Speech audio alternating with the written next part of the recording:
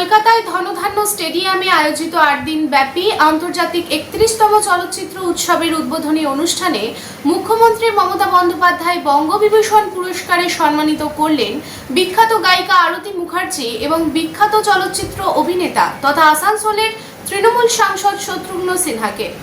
এই চলচ্চিত্র উৎসবে উদ্বোধন করেন ভারতীয় ক্রিকেট দলের প্রাক্তন অধিনায়ক সৌরভ গাঙ্গুলি। তারপরে মঞ্চে উপস্থিত দুই কিংবদন্তি শিল্পীর হাতে স্মারক ও উপহার তুলে দেন মুখ্যমন্ত্রী মমতা বন্দ্যোপাধ্যায়। রানীগঞ্জ শহরের এনএসবি রোডে অবস্থিত সুসজ্জিত এবং মনোরম পরিবেশে অতিথিদের পরিষেবার জন্য তৈরি অতিথি in hotel and restaurant. Hotel অতিথি ইন পরিষেবায় থাকছে অত্যাধুনিক সুবিধাযুক্ত এসি রুম।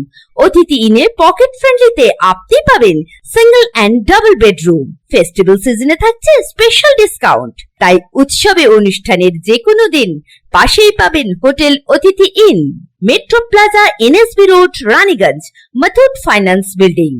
যোগাযোগ করুন এই নাম্বারে 7872933666 এবং 9434133666।